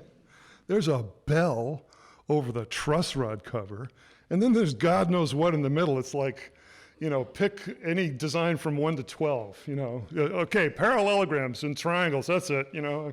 Oh no, a flower pot. I want a flower pot, you know, with a handle. Oh, is that a vase? Okay, a vase. I mean, it's nonsense. It wasn't designed by it was just kind of put together by, I mean, that's what they could buy. Let's make it a bell, that'll be good. What does that mean? So we all look at these things and we think they're normal. So when I make this, people think, oh, that's weird. Well, right, but it actually was designed by one person to try and look like one thing, you know. So I'm defending myself, I know, but that's my position. No, I don't think I mean, whatever. I mean, financially, I got my head handed to me, but a lot of other people have too, you know. I was not the first one with a good idea that didn't make money. So, no regrets, really. On the topic of all that R&D that you were able to sink time and presumably money into. Yeah, you need money. Not that much, really. Well, so that, I'm curious about that because that's generally, especially in what you're trying to do, is build the best tool possible and really redo it from the ground up. Yeah. That ends up being the biggest sink of resources in general. Which is, I'm sorry, what's the biggest sink? The notion of trying to redo it from the ground up in your own novel way and do it better, rather than just buying something off the shelf. So, was there any hits that you had to take in trying to keep that whole machine going and to keep innovating? Because it truly seems that you were uncompromising on that side, but were there financial drawbacks that you had to take? It sounds like at a certain point it wasn't your choice in what happened with the company. Yeah, right. At the point that it was sold. Yeah, So right, that's right. Where did that line fall down? Yeah. I don't. I think I understand your question. I'm not really sure what to tell you. I mean, some of the decisions I made, you know, I'm still proud of them and happy with them, but they were expensive decisions. Like the bridge. The bridge didn't have to look like this. I wanted it to look like this. You know, the bridge didn't have to be cast aluminum. I wanted it to be cast aluminum. I didn't want it to be zinc. I didn't want it to be corroded. I didn't want it to weigh a ton. I didn't want it to be made out of an inferior, you know, nonsense metal, like all the stuff on all the other guitars, you know. I mean, again, that's partly from repair. I mean, when you're working on things and the guitars, you know, you get a guitar on your bench and you look at it and you're looking at a Gibson with a Tune-o-matic bridge and it looks like it's exploding, you know, because it's just the zinc is turning into foam, you know, and it doesn't work. You can't adjust it. You know, it's a piece of junk. You have to go get a new one. I just couldn't, I didn't want to be part of that tradition. So yeah, cast aluminum. The stainless steel saddles are powdered metal, powdered stainless. I mean, this is good stuff, you know. So no, I don't know. I'm not sure I'm answering your question, but I didn't want my guitar to be just another piece of junk on the marketplace. I want it to be something that people could believe in and, you know, get really good service out of. You know, there's violins around that were made 300 years ago that work fine. That's what I had in mind, you know, with this stuff. So instead of spending, you know, $2 on tuning pegs, we spent $20. We bought the most expensive pegs you could buy, you know. Why? Because they're really good. They have locks on them. It's a really good idea. Rank of your own like creative ideas or things that you really like and that you just haven't been able to make work yet? I'm not going to live long enough. Yeah, plenty. All kinds of stuff. Sure. Some stuff, I do have development projects going on. And if anybody thinks that they want to get involved with one of them, you know, I've got some stuff that we could work on together and somebody needs a project. If you saturate wood with ammonia, it turns into leather. That's kind of cool. I got all the stuff. Leather. It turns into leather, yeah. It turns into hard leather, like a belt, yes? What steps would you recommend someone taking who is interested in learning how to like build guitars by hand? Build guitars by hand. Okay, so one of my big complaints, and I still never finished my resume. So I learned how to be a tool maker, and that company went out of business, the little family business. And fortunately, working as a machinist and learning how to do all this grinding and turning and milling and stuff qualified me to work for the best woodworker I ever met in my life.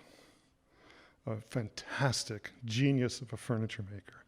So I got to work with him. And it was then that I made my first guitars in his shop and, you know, on the weekend or whatever. So I would say that one of my gripes, and I am grumpy about some things in my field, one of my gripes is that people that build guitars often can't build anything else. They can't braze you a bicycle. They can't make you a chair, you know. They can't turn anything on a metal lathe, you know. They can't fix your faucet. What good are they? No, but I'm saying that the path to being a craftsperson, and you don't have to do it this way, but to me, it just seems to me like it's all the same gizmo, you know, whether it's, you know, a thing that holds something up, or you know, it's all the same gizmo. It's made of material, and the material had to be manipulated, bent, or molded, or whittled away at, or something like that. And so the set of skills that you need to make a good guitar are the same set of skills that you would need to make a good fork, you know, or tea kettle. Not that I'm suggesting that you need to do those things, but I mean just that if you're interested in making things with your hands, it's good to go for some diversity. And it gives you a bigger palette, so that when you go to your project, you're not slavishly following a recipe. Like you could get a guitar kit, which isn't a bad thing to do at all. You get a guitar kit and stick it together on your kitchen table with a couple of tools, you know, some sandpaper, a knife, saw, you know, you probably do a pretty good job, and make a guitar that sounds like a guitar that you'll like. And so that's, you know, that's one way to get hooked. But once you start making things, if you're anything like me, you'll be frustrated that you aren't very good at anything, and then you'll want to know how to get better, and then you'll go visit other people, and then you'll see what they do, and then you'll say, well, gee, maybe I should try making one of these things. This looks like a good project, you know. And it's a life's journey. It's there are lots of women making guitars now, and some very, very fine builders all across Europe and in the U.S. and Canada. So, you know, if that's your obsession, go for it. Maybe one owner. Have you? Great. Okay. From a kit?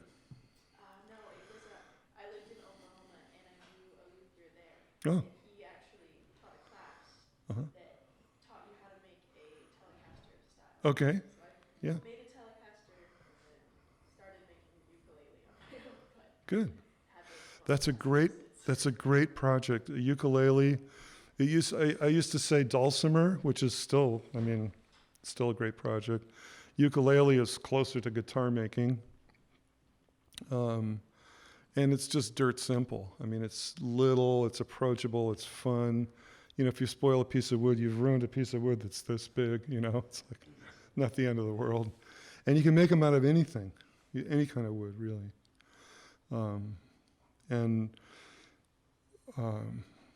You know, you can aim as high as you want. A friend of mine makes ukuleles for Jake Shimabukuro. You know this guy? The Jimi Hendrix of the ukulele. Unbelievable. And he just can't stop smiling. He's unbelievable. Yeah, prodigy. But yeah, I mean, instrument making is, if it's your thing, I don't know how I ever would have really succeeded at anything else. When I couldn't sell these, you know, Archtop guitars, now I can get plenty of dough for them, and I can, you know, my equation works. But there's not that many people that can do that. Just the same way as that there's not many people that can figure out how to play music for a living. There's a lot more good musicians than there are jobs. And it's the same thing. If you look at the guitar marketplace, like all marketplaces like this, where here's the top dollar, it gets really, you know, as you go to the higher regions, the group is just so small. There's only so many handmade guitars that get sold worldwide every year. And to get into that group, you've got to persist, and you have to distinguish yourself. It's not okay to just make a guitar that's as good as other guitars. You have to make something that's superb, that stands out. I have a wonderful friend who's a sculptor, a metal sculptor, and he said, you know, Ken, your guitars cost a lot of money. And I said, yeah, they do. And he said, how many other people sell guitars for as much money as people give you for yours? I said, not that many. He goes, how many? I said, a handful. He goes, well, why would anybody pay so much money for one of your guitars when they could get one from somebody else for a lot less money? And I said, would you like the long answer or the short answer? And he said, I'll try the short answer. I said, good, I can do it in one word. Goosebumps. And the better the player, the more likely the goosebump experience, you know. So I got an order last year from a nice man that I met in a music store a few years ago, and I happened to have a guitar with me. And, you know, I said, hey, you trying out Archtop guitars? I said to the owner of the store, can I pull this guitar? He goes, oh, sure. So I gave him my guitar, and he played it for a few minutes. And a year and a half later, he called me up and he said, I've never forgotten that afternoon. And he placed an order, you know, so that's cool.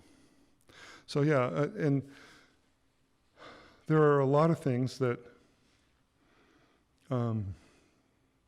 contribute to the success of any structure. You know, if you want to make the best tennis racket in the world, you have to go over every aspect of it, you know. At this point, I don't know if there's much more to go. I mean, every material's been tried and everything, but you know, if you look at the pinnacle of any form, you know, a gliding airplane, or you know, anything that has to be amazing, a racing bicycle, well, anything that races. People are willing to, hi. People are willing to try anything in service of it, but you have to examine every single little bit. If you want to make something light, you don't just make one part light, you look at everything, you know. You're trying to take weight out of a car, it's nice if you can make all the wires this much shorter. That's free, you know. There you go, you just lost a few pounds. So, and that's just that kind of way of thinking, the way of thinking about design and evolution and efficiency in a way that never stops, you know, they just keep asking. I bought a Parker fly, like the black one there, about 15 years ago. Oh, great. I had the Paul Simon problem. I just wear it all day long. The resonance is so beautiful on it that I record it without plugging it in. Great. Wow. My son is a guitar maker up in Hawaii. Oh. He makes Weisenborn Oh, great. guitars, and unfortunately, after about 2 or 3 years of maybe doing, about $100,000 a year, two guys trying to live on $100,000 in Hawaii, it's about Tough. $30,000 a piece, so they had Yeah. to give it up. But the guitars were beautiful. In fact, he made a guitar for me, a regular guitar out of koa, Mm-hmm. because they found a very good source of koa. Mm-hmm. And he put 3 holes in the side of the guitar Yeah. like this, with the idea that you would hear the sound from Yeah. the inside of the guitar, like other people would hear it from outside. Right. Now, is that what this is? It is. The sound hole placement, back when we were talking about the bridge, so on a violin, since the violin bridge is moving in this direction, it makes a lot of sense to put, of course I can't really draw, but if here's a violin, and here's the bridge, there's an F hole here and an F hole here, and it facilitates the movement of the bridge in this way. So that's why those holes are there. They're not there because it's the best place for the hole, because it's a ported cabinet and it doesn't really matter where the hole is. But having said that, I think that where, of course I do, where I put the hole is the least worst place to put the hole, okay? And also the best place. And there's a couple of reasons for that.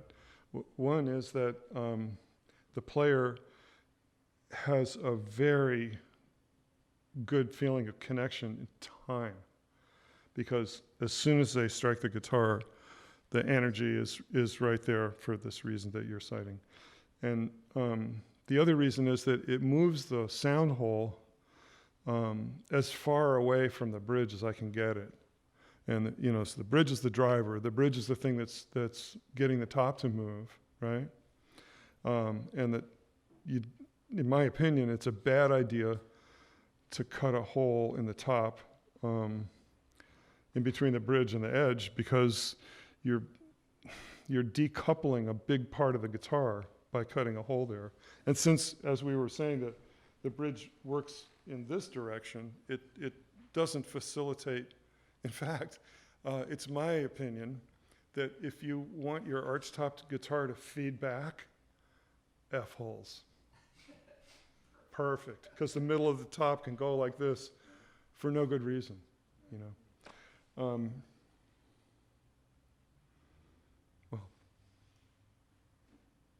yeah. I heard that Steve Swallow, jazz bass player, Yeah.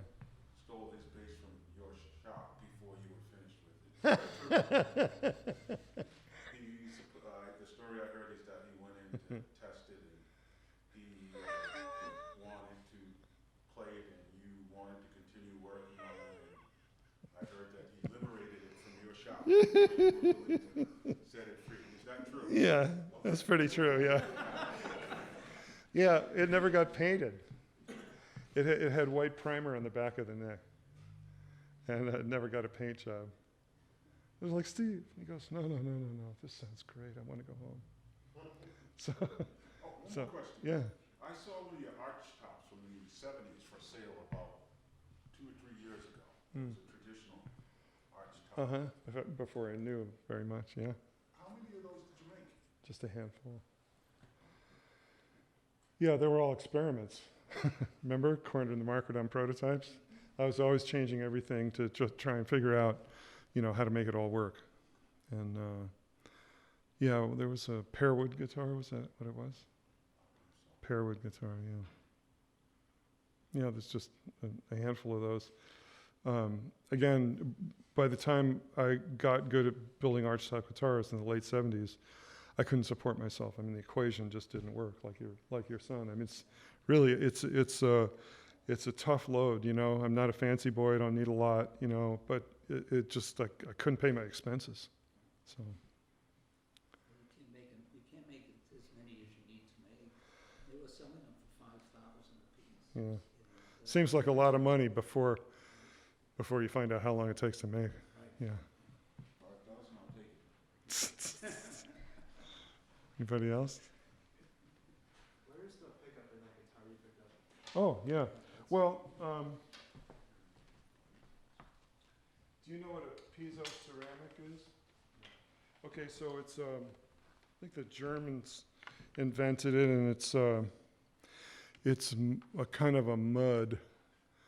It's minerals and metals, and you bake it into a kind of a hard wafer, and then you plate something conductive on each side of the wafer, and then you put it in hot oil between two platens, and you send a gigantic DC current through it, and all the molecules straighten out, like there's this electrical wind that goes through the stuff, and it straightens out all the metal molecules, and it polarizes the piezo ceramic.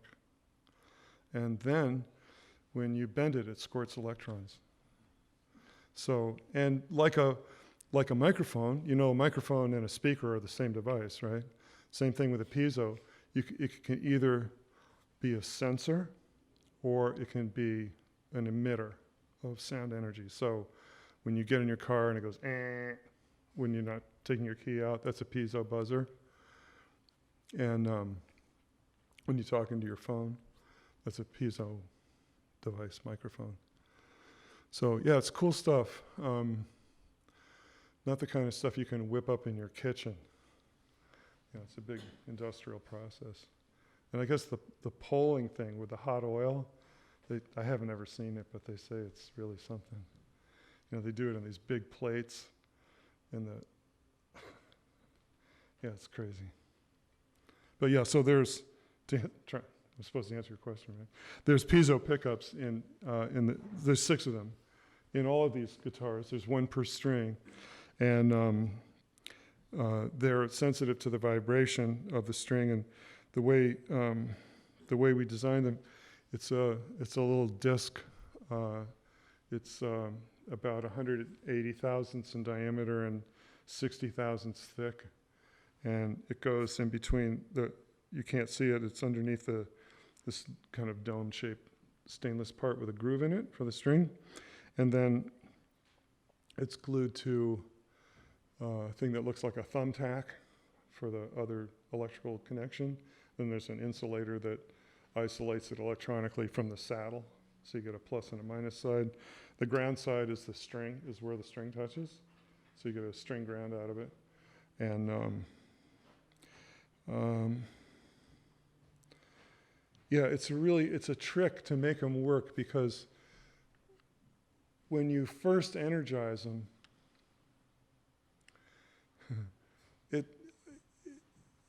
when you're almost asleep and you hear a loud sound, whoa, like that, that's what it does. And it's not an attractive musical sound. So your job as a piezo pickup designer is to, try and trick the piezo into not sounding startled. And it's tough. It's tough.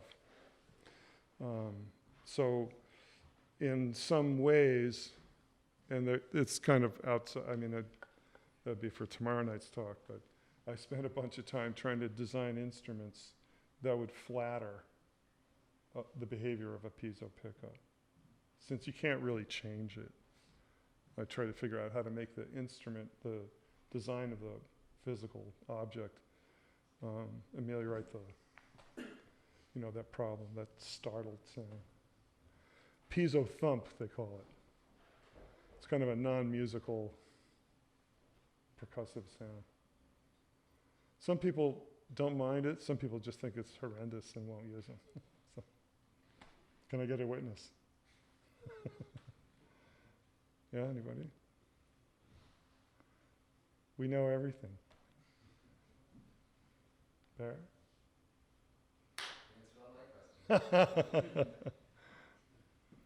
Okay, well, are we, yeah, sure. One more question. Yeah. Is it likely that you will build a 7-string neck for this instrument and have a fine fingerstyle 7-string player like Steve Herberman or Howard Alden or one of the other people that played 7-string fingerstyle demo this like you did for Salvain, Luke, and a bunch of other people? Oh my gosh, that guy. Yeah, that was scary, especially when you adjusted it while he was playing and he said, "No, too late." I saw that. He said, "What is a good action?" He's funny. I build to order almost always now.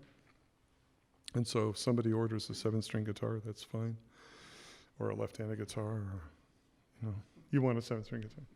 I don't have the cash. Oh, well, me neither. To eat. Yeah. Good plan. Good plan. I'm still waiting for my baritone order. That's what I really want to make. Yeah.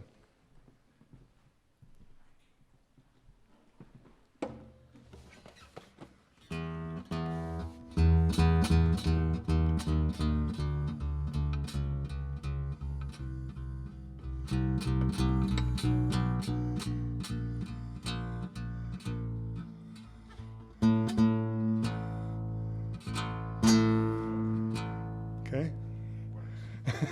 So the string is way too light, and it's, I don't know, did I ever get my wrench back?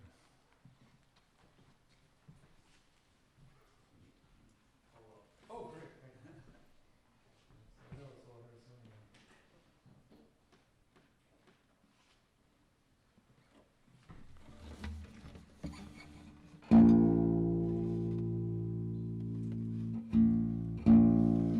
So you're not really hearing the fundamental. That's a really low note, right? This is the low A on a bass. But you can hear that the guitar is not unhappy making that note, right? So yeah, baritone would be just fine. And if this string were bigger, it would sound a lot better.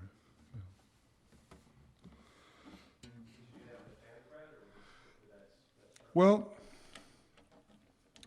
fan fret is an acquired taste. I have no choral, built a couple of instruments, fan frets. I haven't built an acoustic guitar with fan frets. I'd take the order. Huh?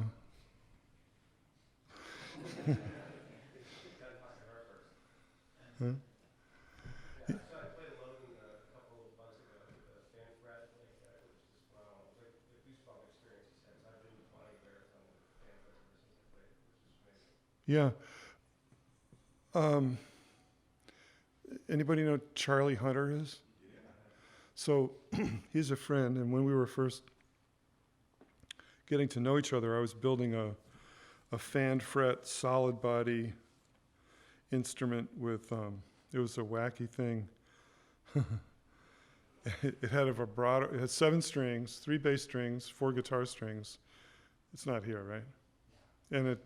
And I built 2 of them, and I built a special vibrato for the for the 4 guitar strings, so vibrato on 4 strings and 3 open bass strings. And Charlie came to my shop while I was building the prototype. I made a prototype and a pretty one. And Charlie looked at it and he goes, "How long is the low string?" I said, "It's 28 inches. And he goes, "Let me just tell you, man, that's not going to work." Which, I love this. I mean, it's great. I'm like, oh, yeah. I can save you a lot of time. I've been through this. It's got to be at least 29 inches long. I'm like, yeah, okay. So he comes back and he plays it. And he says, "Why does this work?" I said, "Well, maybe I know a thing or two about a thing or two." Huh? So anyway, the reason it worked was that I put some carbon on the outside of the neck, and it stabilized the neck and stiffened it, and it eliminated some of those higher. It unifies the behavior of the neck so that it can't do crazy oscillations that cancel one another. It's a big problem in instrument making, and it's one of the things I learned early. It was that the neck can really be a terrible detriment to the way the guitar works. In terms of evenness, it can be a huge problem.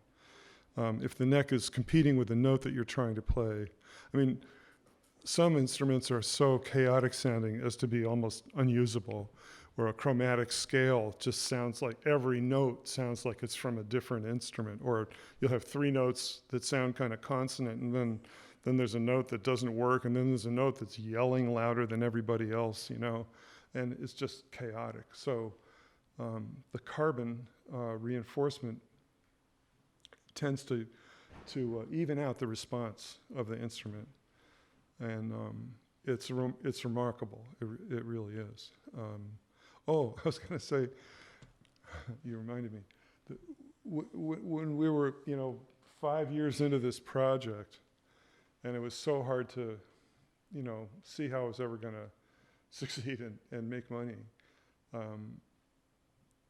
People got frustrated and said, "Ken, do we really need this carbon fiber stuff? It's just, maybe we could save a lot of money if we just made the guitar without the carbon fiber reinforcing." And I said, okay. So I built a guitar without carbon fiber and fiberglass. Same fingerboard, but without the reinforcing on the back of the neck. And it sounded like the worst 1972 SG that was ever built. I mean, every note came from another planet. You play a chord and it was like, what's that? What's all this arguing? And it was so stark because the guitars really, they play so cleanly, and the note separation is excellent, and when you can play complex chords with close voicings, and the guitar is happy to make all the notes and present them equally or very nearly equally. So, yeah.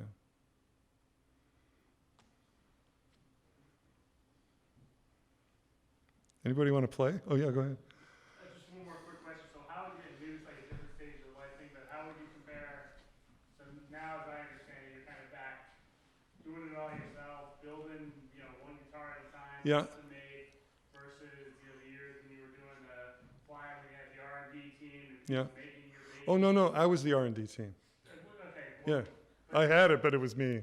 Yeah. How do you contrast kind of your life now, just building one guitar at a time, exactly the way someone wants it, versus trying to mass produce these and make it work?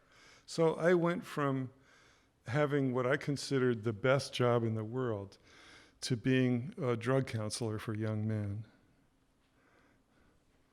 Jason, you seem like a good kid. Live with your parents? Uh-huh. Could I ask you a favor? Could you not smoke weed at lunch anymore? No. I said, Jason, you come in stinky every afternoon and your work sucks.